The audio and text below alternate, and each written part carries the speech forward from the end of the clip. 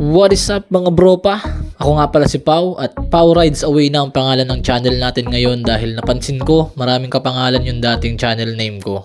So anyway mga bro pa, ang pag-uusapan natin ngayon or ang i-share ko sa inyo ay tungkol sa mga paraan or mga dapat iwasan para mas makatipid tayo sa gasolina. Alam naman nating lahat na sobrang mahal na ng lahat ng produkto ng langis ngayon dahil sa nangyayaring gera sa Middle East. Gera pa kasi ng gera yung mga buwaka ng inang yan eh. Huwag kayong mag-alala, ang mga i-share ko sa inyo ay hindi naman na masyadong mga technical. Kayang-kaya nyo itong gawin nang hindi na kailangan ng masusing pag-aaral. So wag na natin patagalin, subscribe nyo na ang YouTube channel ko at simulan na natin to. Para sa ating tips number 1, unang-una sa ating listahan is proper tire pressure. Proper tire pressure is a non-negotiable when it comes to fuel efficiency. So sa Tagalog mga bro pa, kailangan nasa tamang hangin palagi ang mga gulong ng mga motor natin. Simple lang, para hindi mahirapan yung makina ng motor na paandarin yung mismong motor. 'Di ba? Simple arithmetic. Less effort sa ating mga makina is equal to less fuel consumption. Kasi ang nangyayari mga kaibigan kapag malambot ang gulong ng ating mga motor is mas mataas or mas makapit, mas ma-friction yung gulong sa kalsada. Ang mangyayari, mas mahihirapan gumulong yung ating mga motor. Mahihirapan yung makina natin na trumabaho kaya mas magasto siya sa gasolina, mas malakas ang konsumo niya. So my suggestion to you guys is palagi nyong siguraduhin nasa tama ang pressure ng inyong mga gulong. At para sureball na sureball mga bro pa, pumunta kayo sa mga gasolinahan na merong air pump machine or tire inflator machine or whatever. Basta yung merong machine. Kasi pag dun kayo naghangin ng gulong is makikita ninyo kung ilang PSI yung naikakarga ninyo sa inyong mga gulong. Meron kasi siyang PSI meter. In my case, since Honda Beat V3 ang motor ko, is sinunod ko yung nasa manual, which is 29 PSI sa front and 31 PSI naman sa rear. So yun, proceed na tayo sa ating tips number 2. Maintain a steady speed or in a moderate speed. So panatilihin daw natin na nasa tamang takbo lang tayo, yung katamtamang bilis lang, not so fast at hindi rin yung sobrang bagal. Smooth operator kumbaga. In short, iwasang maging kamote. Dahan-dahan lang kaibigan.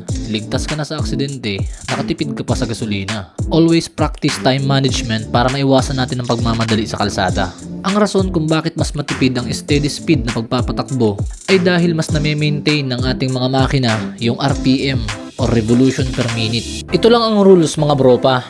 The higher the RPM, mas malakas ang konsumo sa gasolina. At saka iwasan nyo yung magpapatakbo kayo ng sobrang bilis tapos biglaan kayong pepreno. Magastos rin yun sa gasolina. Ang gawin nyo mga kaibigan is engine brake muna bago preno para makapag-adjust yung makina natin. Pero syempre, it depends upon the situation. Kapag nasa oras na ng emergency, magpreno ka na kaagad. It's your own safety bro.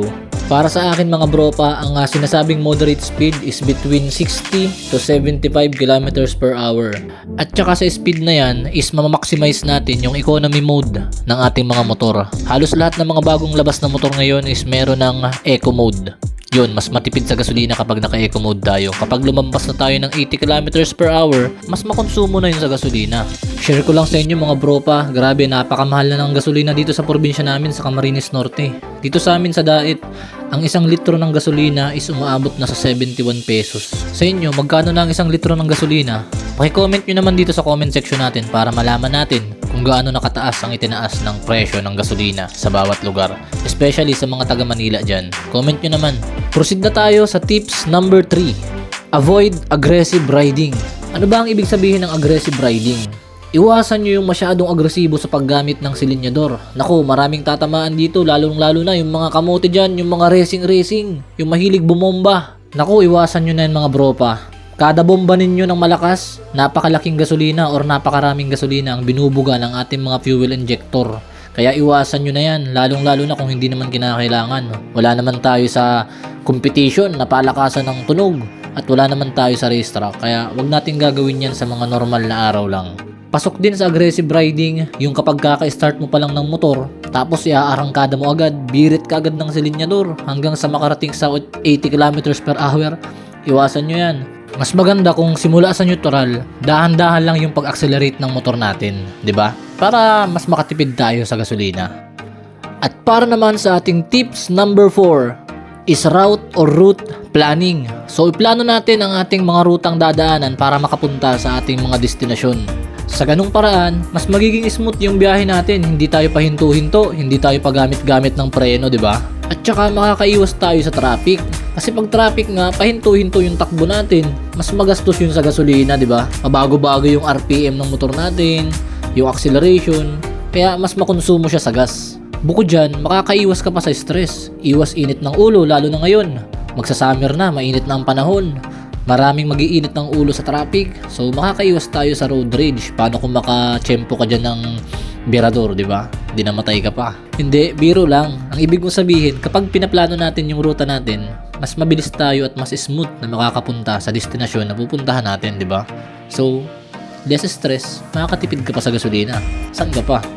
At para naman sa ating panlima at panghuling tips. Tips number 5, huwag na tayong magmotor.